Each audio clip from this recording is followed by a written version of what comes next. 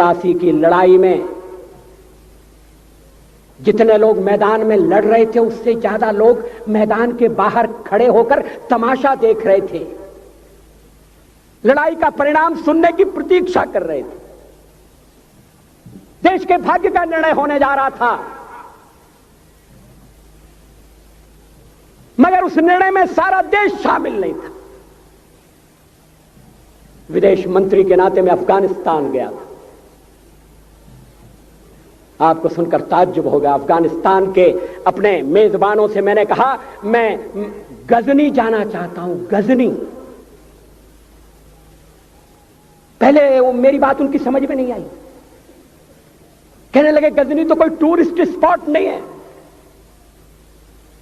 गजनी में कोई 5 star hotel नहीं है, गजनी में आप जाकर क्या करेंगे, गजनी में आप जाकर क्या देखेंगे।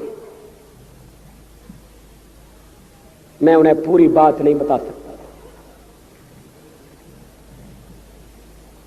मेरे हृदय में कहीं गजनी कांटे की तरह से चुभ रहा है।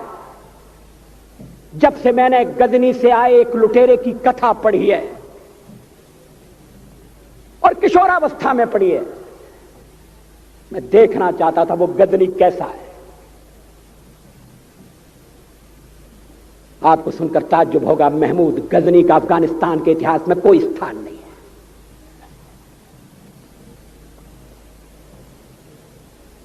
गजनी छोटी सी जगह है, छोटा सा गांव है। कल्पना करिए सैकड़ों साल पहले वहां धूल उड़ती थी, झोंपड़ियां थी, मगर एक लुटेरा लुटेरों को इकट्ठा करता हुआ सोने की चिड़िया को लूटने के लिए चला आया। आपस की फूट से जो राजा है वो लड़ेगा, जो क्षत्रिय है वो लड़ेगा। हमने समाज के बहुत बड़े वर्ग को लड़ने के अधिकार से वंचित कर दिया। हमने उन्हें हथियार नहीं उठाने दिए। मार्शल नॉन मार्शल के आधार पर हमने समाज को बांट दिया। वो लुटेरा सोमनाथ के मंदिर तक चला गया। पुजारी देखते रहे। मंदिर की पूजा भक्तों को करना पड़ती है। मंदिर तो एक प्रेरणा का केंद्र है। मैं देशपांडे जी की तरह से नास्तिक नहीं हूं, मगर उनकी नास्तिकता में भी जो आस्तिकता है मैं उसका आदर करता हूं, उसका सम्मान करता हूं। वो जिस आत्मविश्वास से नास्तिक होने की बात कहते हैं, तो मैं उनसे कहना चाहता हूं वो सचमुच में नास्तिक नहीं है। जिसकी आस्तिकता है, जिसका विश्वास है, वो नास्तिक कैसे हो सकता है? विश्वास किसमें है यह बड़ी बात नहीं है, विश्वास है या नहीं। हमने समाज के बहुत से बड़े वर्ग को विश्वासहीन बना दिया।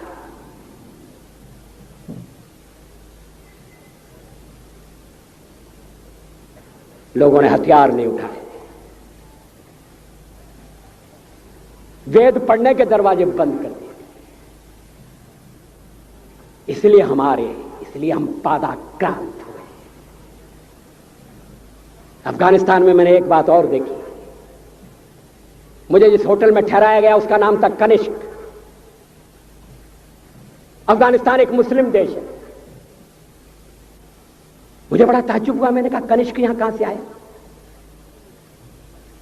तो मेरे साथ अफगानिस्तान के विदेश मंत्री थे। मैंने कहा कनिष्क आपका कौन लगता है? कनिष्क से आपका क्या संबंध है? कहने लगे कनिष्क हमारा पूर्वज है, कनिष्क हमारा पुरखा है। He was one of our forefathers। मैंने कहा तब तो हमारे आपके पुरखे एक हैं। अफगानिस्तान के लोगों ने उपासना पद्धति बदली है, संस्कृति नहीं बदली।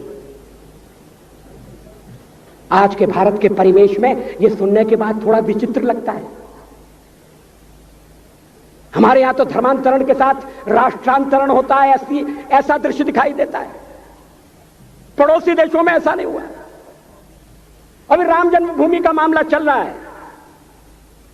एक विदेशी आए, कहने लगे राम जन्मभूमि का क्या झगड़ा है? हमने कहा इस पर विवाद हो रहा है कि श्री राम कहां पैदा हुए थे, और जहां पैदा हुए थे वो स्थान उनके मंदिर के लिए प्रयुक्त किया जाए या न किया जाए। वो इंडोनेशिया से आई थी, वो मुसलमान है। कहने लगे हम तो समझते थे कि राम के लिए सारे भारत में आदर होगा, सम्मान होगा। हमने कहा ये आपने कैसे समझा? कहने लगे आप तो इंडोनेशिया आ चुके हैं, इंडोनेशिया में बहुत से लोगों ने इस्लाम स्वीकार कर लिया, मगर श्री राम को विस्मृत नहीं किया, श्री राम को भुलाया नहीं। इंडोनेशिया के बाली द्वीप में 1 महीने रामायण की लीला होती है। मैं उस समारोह में जा चुका हूं। उस समय भी विदेश मंत्री मेरे पास बैठे थे। मैंने कहा ये रामायण ये क्या हो रहा है? मैंने कहा एक्सीलेंसी ये मंच पर क्या हो रहा है? कहने लगे एक्सीलेंसी आपको पता होना चाहिए। हमने कहा मुझे तो पता है मगर मैं जानना चाहता हूं। कहने लगे ये रामायण है, ये राम है, ये लक्ष्मण है, ये सीता है। हमने कहा इनसे आपका क्या संबंध है? आप तो मुसलमान हैं। कहने लगे हमारा संबंध बहुत पुराना है, हमारा तब का संबंध है जब हम मुसलमान नहीं हुए थे। थाईलैंड की राजधानी अयोध्या कही जाती है। थाईलैंड के राजा को आज भी राम कहा जाता है। सावरकर जी ने हिंदू राष्ट्र की बात कही, हिम्मत के साथ। बुनियादी तौर पर भारत हिंदू राष्ट्र है।